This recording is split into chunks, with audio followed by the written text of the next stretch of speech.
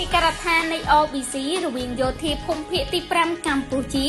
និងភូមិភាគទី1ថៃបានជួបប្រជុំគ្នានៅច្រកប៉ោយប៉ែតក្រុមលេខាធិការដ្ឋានគណៈកម្មាធិការព្រំដែនថ្នាក់យោធាភូមិភាគកម្ពុជាថៃ OBC យោធាភូមិភាគទី5ភាគីកម្ពុជា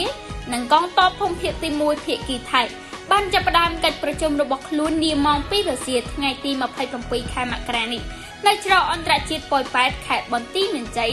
កម្ពុជាទល់នឹងខេត្តស្រះកែវថៃនេះបើតាមលោកស្រីម៉ាលីសុជីតាអ្នកនាំពាក្យក្រសួងកពិជាតិកម្ពុជា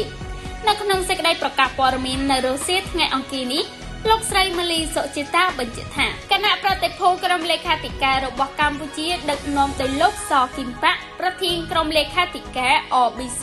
កម្ពុជារីឯគណៈប្រតិភូក្រុមលេខាធិការរបស់ថៃដឹកនាំដោយលោកភេថាយ៉ាគូប៉ូសវណ្ណប្រធានក្រុមលេខាធិការ OBC ថៃនៅក្នុងកិច្ចប្រជុំនេះភាគីទាំងពីរនឹងពិភាក្សាលើខ្លឹមសារព្រមទាំងផ្លាស់ប្ដូរឯកសារគ្នាទៅវិញទៅមកដើម្បីត្រៀមរៀបចំកិច្ចប្រជុំពិសេសនៃគណៈកម្មាធិការព្រំដែនថ្នាក់យោធាភូមិភាគកម្ពុជាថៃ